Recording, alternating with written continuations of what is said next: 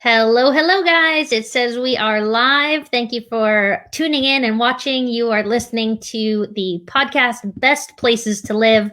We broadcast on Facebook. We're also on YouTube, and we are on all platforms that you listen to podcasts. So we appreciate you tuning in. And this show is really created to interview local real estate agents to give you ideas and inspiration across the country and internationally on locations that you might want to personally move to. Maybe you want to buy a second home or vacation home there, or maybe it's to buy an investment property. So today I'm very excited. I have Harry broadcasting live from Cabo San Lucas, Mexico, and he is here to tell us all about that market and just the area overall. You'll find out, but I'm an agent here in Orange County, and I have a ton of real estate clients here in Orange County that have second homes or vacations and things there. So I hope this brings lots of good value to all of you listeners. So hello, Harry. How are you today? I'm doing awesome. How are you doing? Awesome. Well, we mentioned it is Friday. If you're watching live with us, it's 4 o'clock on Friday. So we're going to jump to a happy hour. I wish it was a margarita in Cabo, but I'll make do with what I've got here at home. So yeah, pretty awesome day today. And Harry, before we jump into all things real estate, I would love for you to tell them about you. Tell us about your experience in the market, just being a real estate agent. Did you grow up there? Tell us your journey, how you came to be a Cabo resident. Well, it started when I was younger. My father, I'm from Alaska originally. I'm from Fairbanks, Alaska. And my father had a Shell lubrication, heating oil distribution business there, which of course did well since it gets cold. And he sold when the pipeline went in and was looking for a place, a secondary home that he could go to in the wintertime to escape the cold. And this was the Don Ho days. So he ended up over in Hawaii for about, I think, a year or two, and then thought that was just too busy for him, too many people. And the Tropic of Cancer runs right above the Hawaiian Islands and goes right through the tip of Baja in Los Cabos County. And it also happens to be the area where 8 out of 10 of the IGFA, the International Game Fish Association, records are pulled from out of the Sea of Cortez. So my dad, being an avid fisherman, started coming here and started bringing us down as well. Oh, that's so cool. I bet since you have so much history with the area, you've probably seen a lot of changes over the years. Oh, yeah. Yeah, like, a dirt road that you'd have to slow down so people could pass is now a 4-lane highway. Like right now, there's currently 19 new developments that are going in Los Cabos here. Construction is just going crazy with the way that things have been progressing, and the tourism has really increased here. So it's become an ideal place that a lot of people want to live and invest in. Yeah, absolutely. Well, because it is a real estate show, most people want to go straight to the numbers. Everyone always asks, well, how much does it cost to live there, right? So I will share with you some National Association of Realtors numbers just for comparison standpoint. The median single-family home price across the United States was $317,000. That was reported in February 2021, which happens to be up 16% year over year. So we are rapidly increasing in pricing, as we're tending to see sort of all over. And then the National Association of Realtors further breaks it down by region, and it says the West Coast region, the median home price is $500,000, which is up 21% year over year. So we are definitely seeing some big numbers here. How does that compare to Los Cabos? Well, it's actually pretty close. $314 is the median home price here in Los Cabos. We do have a substantial amount of luxury properties that are on the market, and some of these new developments are focused on luxury markets. We have New St. Regis going in. We've got Montage, Four Seasons. There's all kinds of new development there where people understand that if you're going to make an investment. You want to make an investment in an area that's growing, and there's lots of corporations that are taking their money south, coming here. Wow. Yeah. Well, it's interesting you say that the median was three. I forget what you said, three something. Because I look at Cabo as just such an ultra exclusive market. I'm from Orange County, California. It seems to me like the last time that I've been in Cabo, 90% of the people, and I'm exaggerating, but 90% are either from LA, Orange County, or maybe the San Francisco area. And these are ultra wealthy people with the second homes. So is that what you're seeing, or who do you see moving to Cabo, or who's the buyer there? Well, there's definitely different strata. There is definitely a level of luxury buyers here. You see Learjets lined up at the airport. We have over 900 celebrities, sports figures, and people who would come down here to escape paparazzi because it's a very private environment that they can feel safe. Many of the these are gated and guarded, and they have security patrols that go through there. So they want to make sure that you're in where you're supposed to be in these luxury developments. There's the reason that the median price is so reasonable here is that there are a lot of properties, homes, condos that are sold that are in about the $200,000 to $350,000 range. That's where majority sales are, because that's a fair investment for somebody who wants to either just enjoy the sun and the surf and get away from it all, or use it as an Airbnb rental income machine, something like that. So a lot of people do both. Well, I think one reason that I have family that actually owns a property in, I believe it's San Juan, Cabo. It's sort of on the way a little bit more north of the point. I'm not sure exactly, but they okay, yes. So the reason they like it so much is because we do have direct flights from John Wayne Airport, and it's about, I think, a 2-hour flight, if I remember right, from John Wayne to Los Cabos. So anything you can share about just the traveling and the getting there? Is the international airport nice? It's been years since I've been. It's easy to get in and out of there. Oh yes, absolutely. And it's good that you would mention that, because we're literally 2 hours from San Diego, 2 hours and 15 minutes from LA.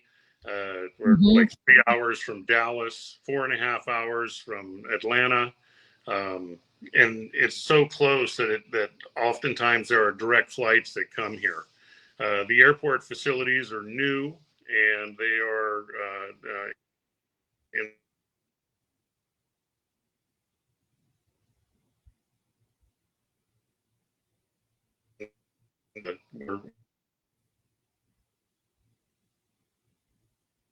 what they're, the perfect spot for people to come into. So right now they've got a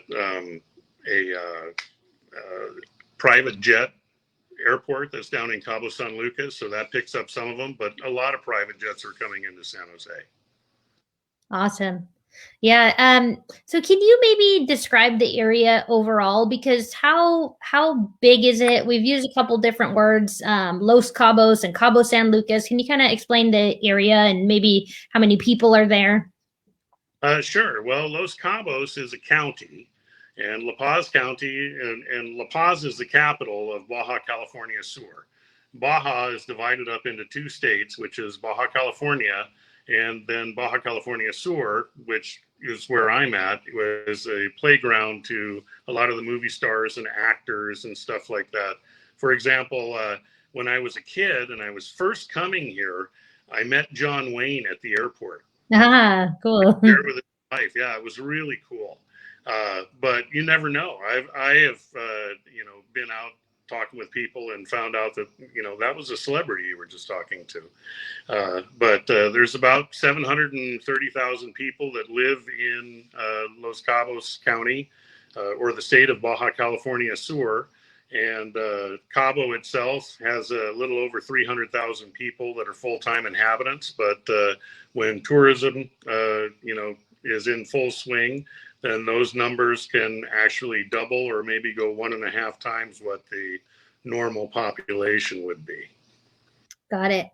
So is there maybe a season that it would be good to visit if you do have sort of the second home owners? Is there a time of year or maybe a weather pattern that we should be aware of?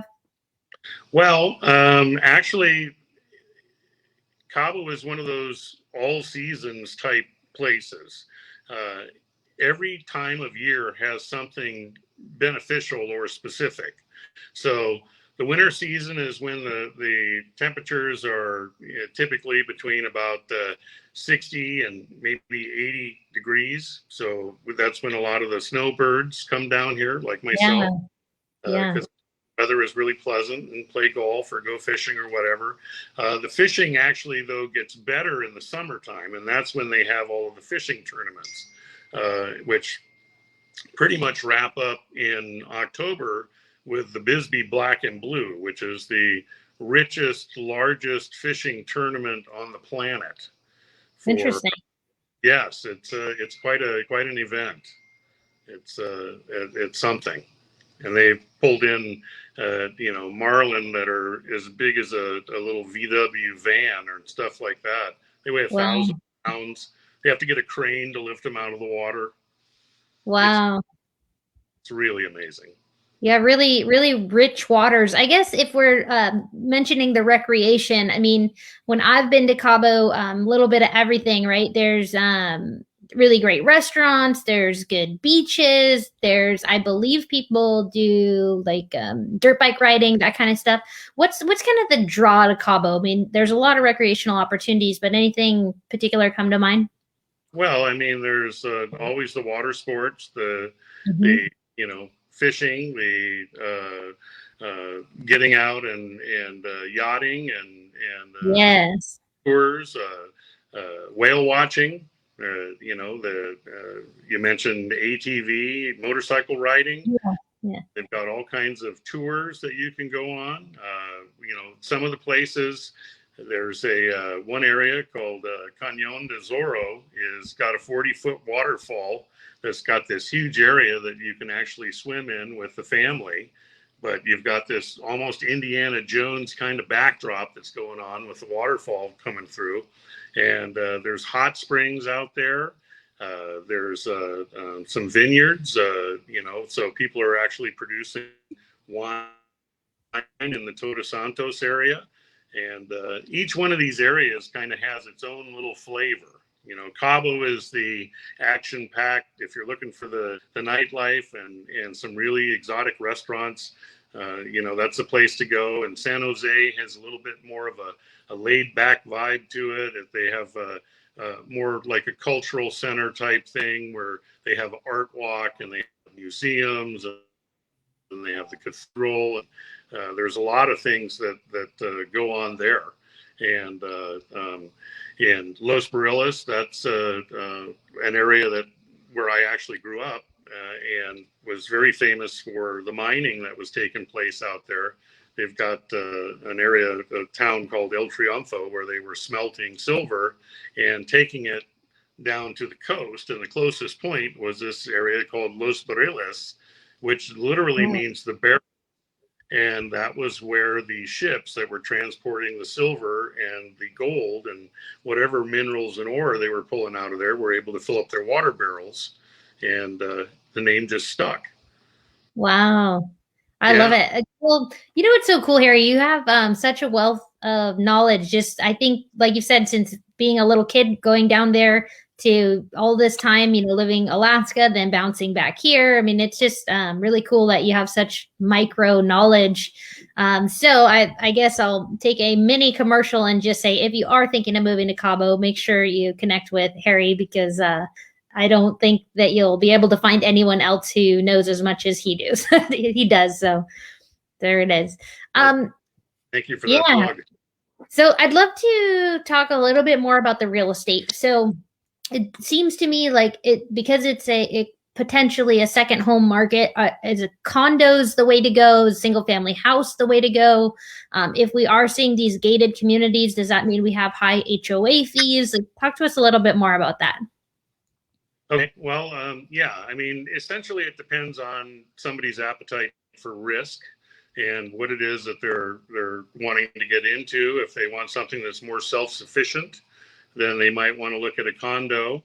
If they want to escape HOA fees and some other related costs such as that, they might want to think about getting a little house. But some of the luxury communities that we have here, like Palmilla and Del Mar and Chileno Bay, Salaz, a lot of these places have HOA fees that average $50,000 a year. And Wow. yeah, but it's pure luxury. And Yeah. I did quite a bit of work at that development here called Salaz, and basically sold the beachfront building. That's how I got my CLHMS here. But Okay. it was, just an incredible experience to see how everything is handled on those levels. And like I said, these are very secure and exclusive developments Sure. that, really cater to their clientele. Well, So, sort of a turnkey operation, right? You're not having to worry about if the gardener's going to show up. They kind of handle all that for you. exactly, and that's why the HOAs are so high. But typically, let's say for a $250,000 condominium, let's say somebody just says, "Okay, I want fun in the sun. Find me 1,500 square feet of living space with 2 bedrooms and a couple of baths, maybe a balcony with a view, swimming pool." And what am I looking at? And so typically that's going to be about $250,000, and Wow. you can find that. Of course, you can spend a lot more. You can definitely spend a lot more. HOA fees usually are around $200 a month, 2 to 3 Wow.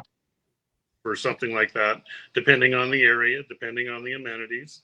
Sure. Um, this is one of the beautiful things about holding property down here is that the taxes are so minimal. Like for instance, I have a single family residence that is a 1 bedroom, 1 bath home.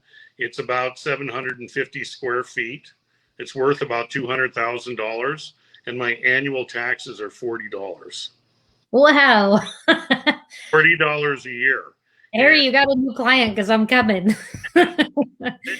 holding costs Yeah. are minimal, and that's what makes it Okay. so affordable Well, to be able to come in here. Because if you take that money and were to put it in Washington, Oregon, California, mhm, Arizona, Texas, mhm. Florida, any of those taxes are going to be in Yeah. the $3 to $4 range. Yeah, absolutely.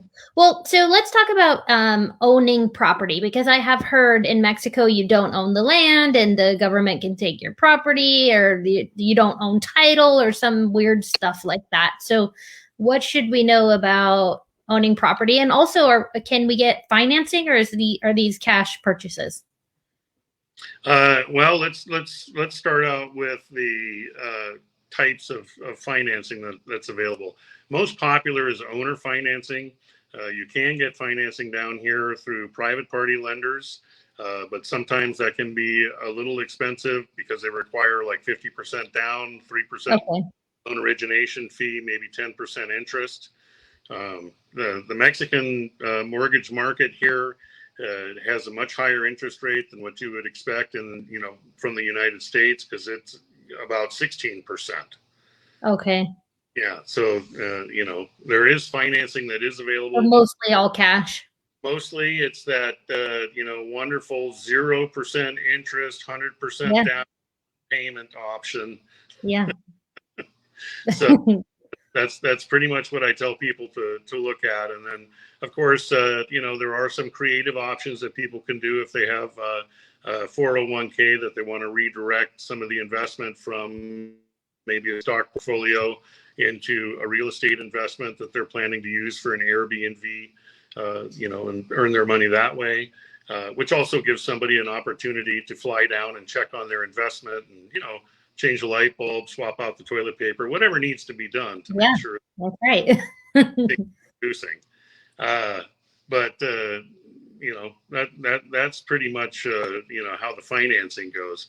Now, as far as title and ownership, anybody can own property fee simple with what is called an escritura in the country of Mexico, with the exclusion of 100 kilometers or 60 miles of the borders and 50 kilometers or about 30 miles of the beach. Okay. So Okay. that he held in a trust. It's a trust document that's called a fideicomiso, where a bank is the actual administrator. You own the asset, but it's held in a 50-year trust, which has its benefits, because some of the Mexicans here, instead of getting an escritura, will like a fideicomiso because it has a special clause in it that allows you to pick the beneficiary. So a fideicomiso property does not have to go through probate, especially. It can just transfer. So, because that property is already predetermined that it's going to go to this individual or these individuals. Oh, got it. So it's like an American trust, I guess, where grandma names, grandkids and things like that. Yeah, grandma sells it built in. Yeah, yeah. Puts it in for the kids where they can, live off of the interest or use it to pay for their school education or whatever. And it reverts, in this case, in 50 years, but you can automatically extend it, or you can sell it. You can do whatever you want. You can develop, you can subdivide, you can, whatever you need to do with the property. But they did that just to protect the coastline, to make sure that people, had to use that medium to be able to hold those properties, so that somebody didn't come in, some other country come in and just buy them out. I see. Okay, got it. Yeah. Well, I do have to ask you about Airbnbs. So if we do go down there, buy an investment property, or I guess let's call it more of a vacation home, does it seem that most HOAs sort of embrace that or allow that? It seems like every city is sort of either for Airbnbs or against Airbnbs. So it seems like you're pretty friendly to that market. There is a huge Airbnb VRBO market here in Los Cabos. Many people, have their secondary, vacation home set up so that they can Airbnb it when they're not here, and then enjoy when they are. So most areas are very friendly. However, there are some subdivisions that prohibit short-term rental like that. They'll allow long-term rental, but not, the short-term Airbnb VRBO. So it's important, if you are looking at properties, to make sure to ask that question, because don't just assume, because you'd like to have an Airbnb that they're going to allow it in the HOA rules. Yes. And then if you do maybe visit every couple of months or something like that, are you able to help people find, crews to kind of watch over the home, maybe come flush the toilets or just kind of check things out, make sure nothing has gone through a flood or anything like that? Are there services for that? Oh, yes, absolutely. Okay. Yeah, definitely a ton of property management services here. Either, large companies down to individuals that'll just check on stuff for you. 90% of the time, you really don't have to worry about anything more than making sure that the place is dusted out and cleaned. And, but you always want to make sure you've got somebody who's got an eye on it, just in case, a water pipe breaks or something.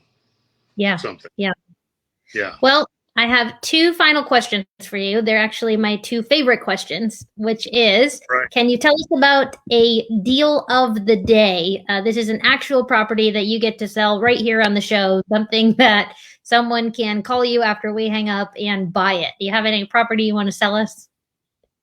Actually, I have several, but I'll pick one, which is a 3-bedroom, 4-bath penthouse condominium that overlooks the golf course. It's got fantastic views, and it's for sale for $290,000. Comes with a garage, and I've also got another one for any luxury buyers out there, which is at Cabo, Colorado 10.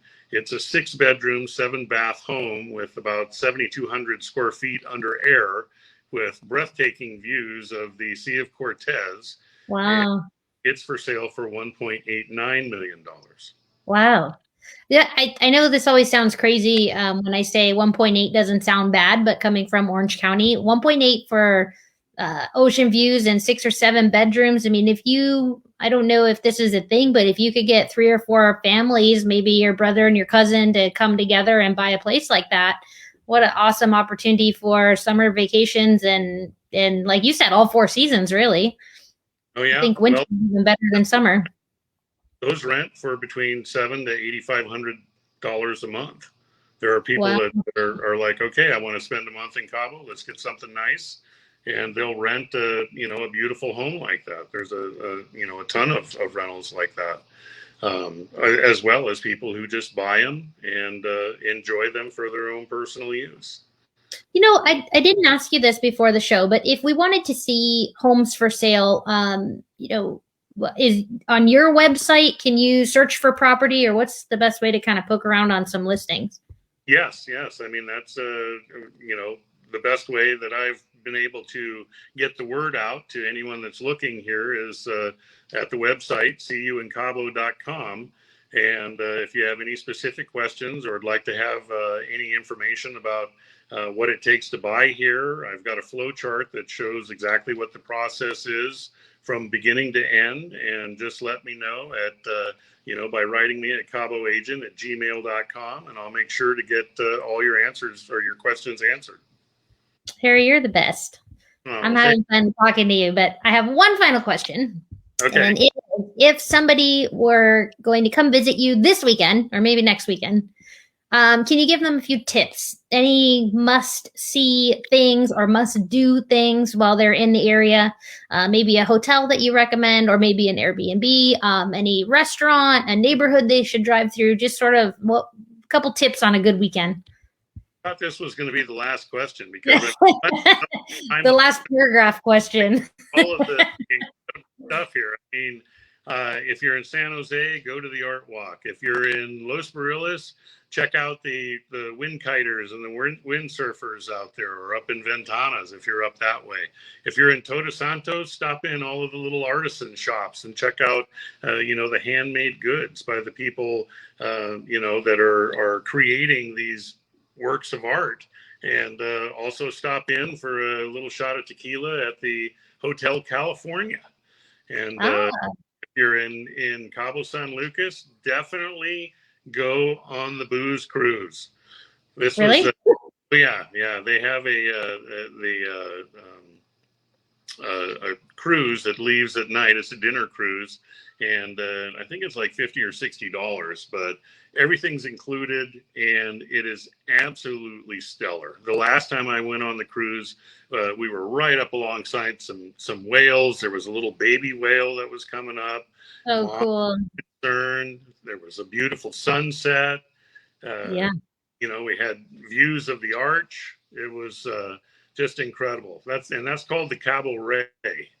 That's a great cruise that everybody should take. And really, I mean, all I can tell you is you need to come down here, check it out, because if you're not here, you should be. See you in Cabo. Yeah. Absolutely. Well, Harry, I had a ton of fun talking with you, and I really appreciate you coming on the show. If you guys are interested in moving there permanently or doing a second home, I recommend you get in touch with Harry. I don't get anything from that. I just genuinely like introducing good people with good people. So there it is, Harry. And you guys have an awesome Friday, and let's all head out to happy hour. There you go. See you guys. We'll see you soon. Bye-bye. All right, bye.